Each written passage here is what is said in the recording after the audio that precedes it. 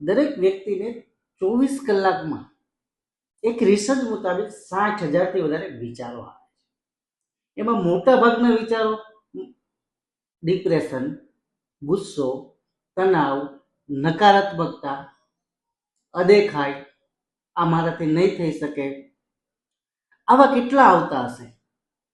અને વ્યક્તિ છેલ્લે એવું ઈચ્છે છે કે મને મારા જીવનમાં દરેક વસ્તુ સારી સકારાત્મક મળવી જોઈએ. પણ વિચાર એક બીજ છે. આજે તમે શું વાવી રહ્યા છો, શું વિચારી રહ્યા છો, એ જ આવતીકાલનું વૃક્ષ બનવાનું છે. છતાં પણ તમારી અપેક્ષા તો કંઈક તમારા વિચારો પાસે અલગ જ છે ને. એ અપેક્ષા પૂરી ત્યારે જ થશે જ્યારે તમે એ વિચારોને બદલશો. બિઝનેસમાં સફળ થવા કે લાઈફમાં સફળ થવા માટે બહારનો બદલાવ ઓછો મેટર કરે છે અને તમારી અંદરનો અને વિચારોનો બદલાવ ઘણો બધો મેટર કરતો હોય છે. તો સફળતા તમારી અંદર છુપાયેલી છે.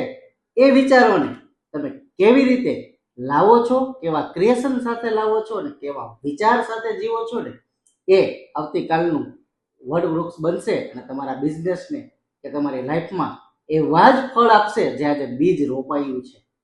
તો એકવાર ચેક કરો આપણે કેવા વિચાર સાથે જીવીએ છીએ, અને જો બદલવા જેવા લાગે તો સનસાઇનનો કોન્ટેક્ટ કરી શકો છો.